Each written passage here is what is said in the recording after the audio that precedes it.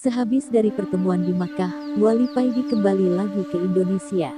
Wali Paidi ingin mencoba ilmu yang baru saja didapat dari temannya Wali dari India, Nasir Khan, yaitu ilmu melipat bumi. Teman Wali Paidi ini memang terkenal sakti. Seluruh biksu di India tidak dapat menandingi kesaktiannya. Bahkan biksu dari Tibet banyak yang masuk Islam setelah kalah bertarung dengan Nasir Khan ini. Ketika berangkat ke Makkah, Wali Paidi menunjuk temannya dari India ini. Wali Paidi hanya disuruh menggandeng tangannya, lalu tiba-tiba saja kling menghilang. Wali Paidi dan temannya Nasir Khan sudah berada di Makkah di atas bukit tempat pertemuan. Dan karena kasihan Wali, Nasir Khan ini mengijazahkan ilmu melipat bumi kepada Wali Paidi, supaya di acara pertemuan-pertemuan yang akan datang Wali Paidi tidak repot mencari tunutan lagi. Wali Paidi memejamkan matanya dan mulutnya mulai berkomat kamit membaca doa-doa khusus. Tiba-tiba tubuh Wali Paidi terasa dingin, bumi yang didudukinya terasa seperti es.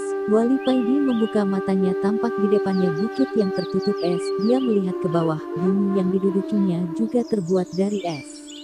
Di manakah aku ini, batin Wali Paidi.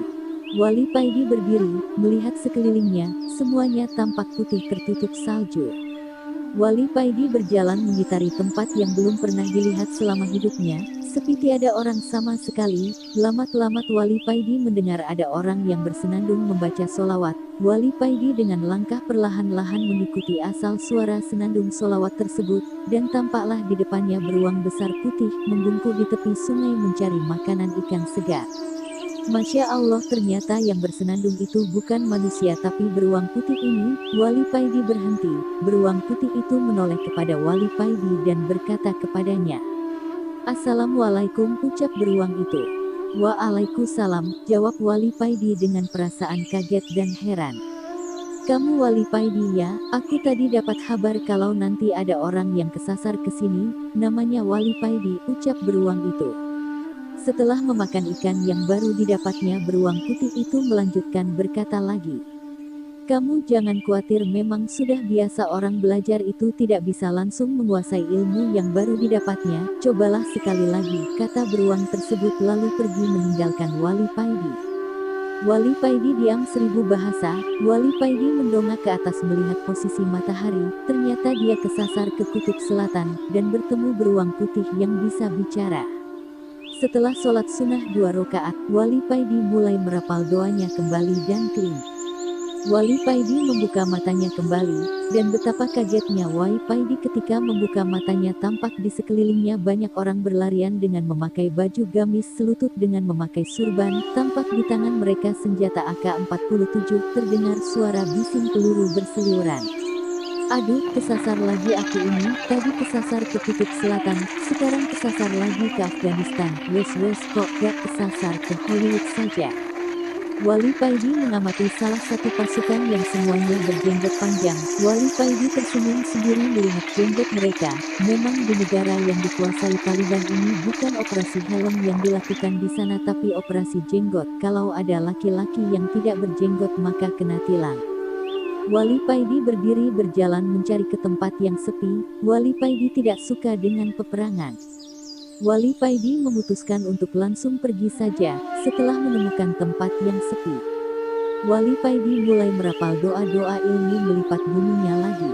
Angin sepoi-sepoi menerpa wajah Wali Paidi. Wali Paidi membatin mudah-mudahan tidak kesasar lagi. Wali Paidi membuka matanya perlahan-lahan, tampak di depannya rumah yang terbuat dari kayu, persis rumah para transmigrasi di luar pulau. Tidak lama kemudian keluarlah seorang tua berpeci putih, dengan baju takwa dan bersarung melambaikan tangannya memanggil Wali Paidi. Wali Paidi teringat dengan orang tua ini. Beliau adalah Habib Ali Al-Habsyi, Pahat Malaysia, yang kemarin juga ikut pertemuan di Makkah. Masya Allah, ternyata aku masih kesasar lagi, batin Wali Paidi. Wali Paidi melangkahkan kakinya mendekati Habib Ali Al-Habsyi. Wali Paidi teringat beberapa tahun yang lalu ketika Sayyid Maliki dari Makkah mau berkunjung ke dalamnya Habib Ali ini.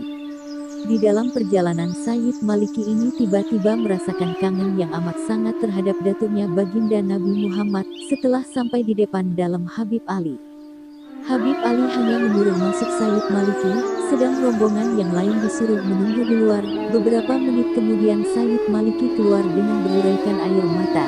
Sayyid Maliki menangis terseduh-seduh. "Sudah terobati kangenku," ucap Sayyid Maliki dengan masih menangis. Ternyata ketika Sayyid Maliki masuk ke dalamnya Habib Ali, Sayyid Maliki dipertemukan oleh Habib Ali dengan baginda Nabi Muhammad. Subhanallah. "Mari masuk nak, jangan melamun saja," ucap Habib Ali. "Inggi Mbah," jawab Wali Paidi, lalu melangkah mendekati Habib Ali. Setelah mencium tangan beliau, Wali Paidi masuk ke dalam. "Kamu memang gak bakat dengan ilmu melipat gunung itu nak Paidi, jadi nanti gak usah dicoba lagi, kamu naik pesawat saja dari sini ke Indonesia," kata Habib Ali. "Inggi Mbah," jawab Wali Paidi. "Siapa tahu nanti ketika kamu naik pesawat, kamu bertemu dengan Mulan Jamila yang kamu gandrungi itu," goda Habib Ali. Hahaha, Wali Paidi hanya bisa tertawa mendengar godaan Habib Ali ini.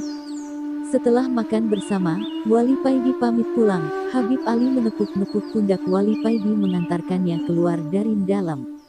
"Ingat perintah Sang Sultan nak Paidi, setelah sampai ke rumah segeralah ke Gunung Arjuna untuk kholwat di sana." "Inggi Mbah," jawab Wali Paidi.